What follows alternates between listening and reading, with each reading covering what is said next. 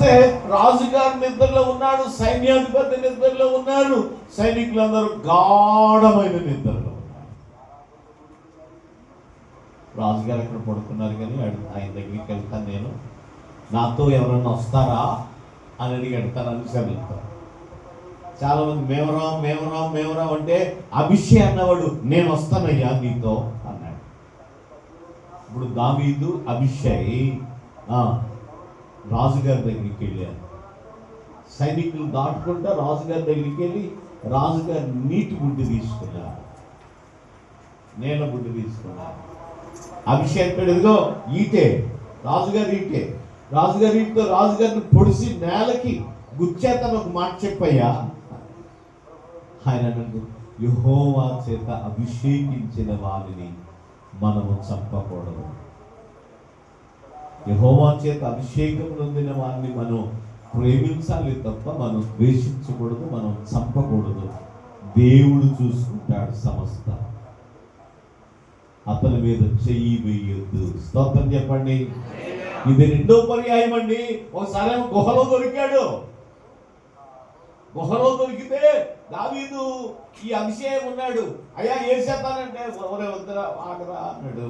వెళ్ళి ఆ సౌలు గారి యొక్క వస్త్రం చెంగు కోసాడు. ఒకటికో రెండుకి వెళ్ళాడు పాపం ఆయన రాజుగారు. ఆ లోపలే ఉన్నాడు ఈయన దావీదు. మరి ఆ చెంగు కోత ఉంటే పర పర అని రామా సౌండ్. మరి అది ఎంత పదులు గల కత్తో. రాజుగారు బయటికి వెళ్ళిపోయినాక దావీదు పిలుస్తున్నాడు, రాజా నువ్వు నన్ను చంపాలనుకున్నావు కానీ దేవుడు నిన్ను నాకు అప్పగించాడు, కానీ నిన్ను చంపలేదయ్యా. గడగడ శారమ్మ సాక్షి చెట్టు ఉరిగిపోతుంది, మాట్లాడలేదు అక్కడ ఉరిగిపోతుంది కోపం రాజుగారు. స్తోత్రం హల్లెలూయా చెప్పండమ్మా హల్లెలూయా. నువ్వు నా దగ్గరికి వచ్చావు, నేను వేసేదును, కానీ దేవుని ప్రేమని నేను నీ వస్త్రం చూసుకుంటే తెగిపోయి. ఇది కొత్త అడవులో ఉన్నాడు. రాజుగారు నీటి ముడి తీసుకొని దూరం వెళ్ళిపోయి, రాజా అబ్నేరు నువ్వు సైనికుడు కావా? రాజుగారిని చంపడానికి రాజుగారి శత్రువు ఒకడు మీకు సమీపంగా వచ్చాడు, నువ్వేమో గాఢ నిద్రలో ఉన్నావు, రాజుగారిని కాపాడలేకపోయావు, నువ్వు సైన్యాధిపతిగా ఉండడానికి అర్హుడవు కావు అని కేకలేస్తా ఉంటుంటే సౌలుకి మీదకి వచ్చి, దావీదా నాయనా నీవేనా నా కుమారుడా? స్తోత్రం చెప్పండి. ఇప్పుడు దగ్గరికి రా నాయన అంటాడు. దగ్గరికి వస్తే ఏం చేస్తాడు? ఈయనైతే దేవుని ప్రేమతో చంపకుండా వెళ్ళిపోయాడు. ఆయన వస్తే ఏం చేస్తాడు?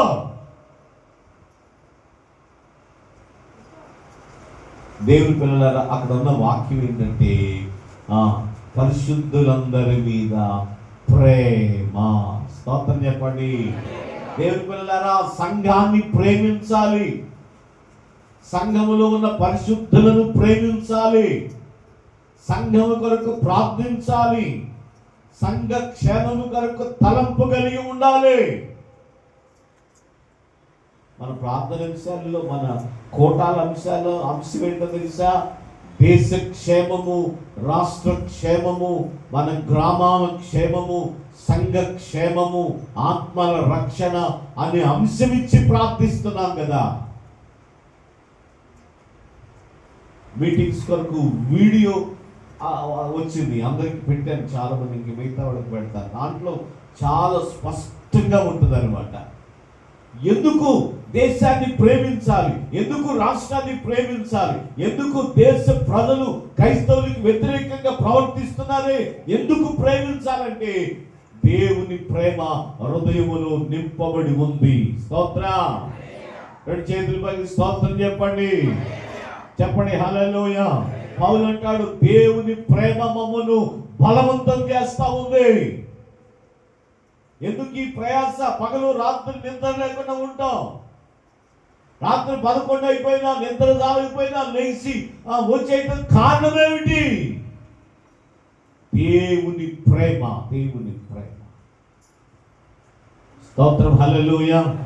కొలస్సీలకు రాసిన పత్రికలో ఇంకొక మాట అక్కడ ఏమంటాడంటే, పరిశుద్ధులందరి మీద మీకున్న ప్రేమను గూర్చి మేము విని ఎల్లప్పుడూ మీ నిమిత్తము ప్రార్థన చేయొచ్చు. ఎల్లప్పుడూ ఏం చేయాలట? ఎల్లప్పుడూ ఏం చేయాలట? చెప్పండి. ఎల్లప్పుడూ ఏం చేయాలట? అనిల్ బాబు ఎల్లప్పుడూ ఏం చేయాలట? చేయాలా? రాజేష్ ఎల్లప్పుడు ఏం చేయాలంట? స్తోత్రం. హల్లెలూయా. సర్వ తర్వాత దాల్వా, దాల్వా తర్వాత సర్వ, సర్వ తర్వాత దాల్వా. ఎల్లప్పుడు ఎట్లా చేస్తూ ఉంటాము కాబట్టి పొద్దున్న టిఫిన్ తర్వాత భోజనం, భోజనం తర్వాత స్నాక్స్, స్నాక్స్ తర్వాత dinner, breakfast, lunch, snacks, dinner, నిద్ర. మళ్ళీ బ్రేక్ఫాస్ట్, లంచ్, స్నాక్స్, డిన్నర్. మళ్ళీ బ్రేక్ఫాస్ట్, లంచ్, స్నాక్స్, డిన్నర్. ఎల్లప్పుడూ మనం ప్రార్థన చేస్తూ ఉండాలి. హల్లెలూయా. చెప్పండి హల్లెలూయా. చెప్పండి గట్టిగా. ఊసులాడుకుంటా ప్రార్థన మర్చిపోతున్నామేమో జాగ్రత్త. టీవీ దగ్గర కూర్చొని ప్రార్థన మర్చిపోతున్నామేమో జాగ్రత్త. సెల్ ఫోన్ దగ్గర కూర్చొని ప్రార్థన మర్చిపోతున్నామేమో జాగ్రత్త. పండగ ఆచారాల్లో ప్రార్థన మర్చిపోతున్నామేమో జాగ్రత్త. పప్పులు వండుకుంటున్న టైంలో ప్రార్థన మర్చిపోతున్నామేమో జాగ్రత్త. ప్రార్థన మర్చిపోకూడదు. ప్రార్థన విషయంలో ఎల్లప్పుడూ కూడా తలంపు కలిగి ఉండాలి. ప్రార్థించాలి, ప్రార్థించాలి, ప్రార్థించాలి. ఎఫెసీయులకు రాసిన పత్రికలో 6వ అధ్యాయములో 18వ వచనంలో ఆ మాట చెప్తాడు. మానక సమయమనక అసమయమనక ప్రార్థిస్తూ ఆ విషయమై మెలకుగా ఉండండి. ఎఫెసీ 6:13లో చెప్తాడు. ఇక ఆఖరి వచనం ఏంటంటే ఇక్కడ ఎల్లప్పుడూ మీ నిమిత్తం ప్రార్థన చేసు మా ప్రభువు యేసుక్రీస్తు తండ్రి అయిన దేవునికి కృతజ్ఞతాస్తుతులు చెల్లించుచున్నాం. ఆఖరి వచనం మన తండ్రి అయిన మన ప్రభువుకు యేసుక్రీస్తు తండ్రి అయిన దేవునికి కృతజ్ఞతాస్తుతులు. హల్లెలూయా. చెప్పండి గట్టిగా. మీరు గమనించండి. మనకు త్రిత్వం, తండ్రి అయిన దేవుడు, కుమారుడైన దేవుడు, పరిశుద్ధాత్మ దేవుడు. తండ్రి అయిన దేవునికి యేసుక్రీస్తు మూలముగా కృతజ్ఞతాస్తుతులు చెల్లించాలి. యేసుక్రీస్తు నామములో తండ్రి అయిన దేవునికి కృతజ్ఞతాస్తుతులు చెల్లించాలి. పరిశుద్ధాత్ముడు మనకు సహాయకారి. పరిశుద్ధాత్మనికి కృతజ్ఞతాస్తుతులు కాదు, అర్థం చేసుకోవాలి. పరిశుద్ధాత్మ దేవునికి కృతజ్ఞతాస్తుతులు కాదు. పరిశుద్ధాత్మ దేవుడు కృతజ్ఞతాస్తుతులు చెల్లించడానికి మనకు సహకారి. ప్రభు నామములో తండ్రి అయిన దేవునికి కృతజ్ఞతాస్తుతులు. స్తోత్రం. చెప్పండి హల్లెలూయా. ప్రార్థన ఎవరికి చేస్తున్నాం? ప్రార్థన ఎవరికి చేస్తున్నాం? పరలోకమందున్న మా తండ్రి అని ప్రార్థిస్తా ఉన్నా.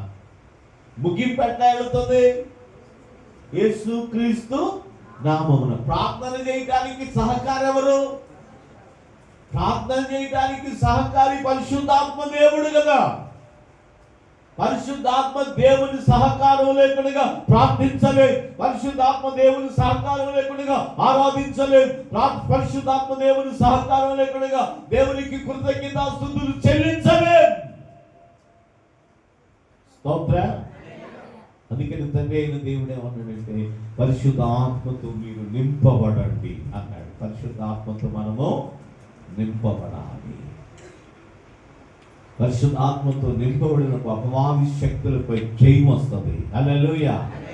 ఈ గ్రౌండ్ అంతటి కొరకు ప్రార్థన చేస్తాం.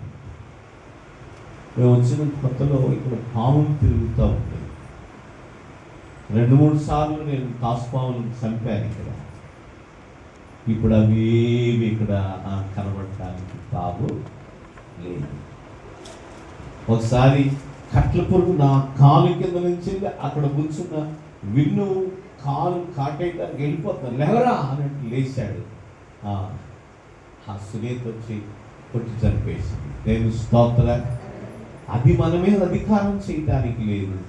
మనము ఈ లోకాధికారి, ప్రపంచాధికారి యేసుక్రీస్తు పిల్లలు మనం. దేవుని స్తోత్రం.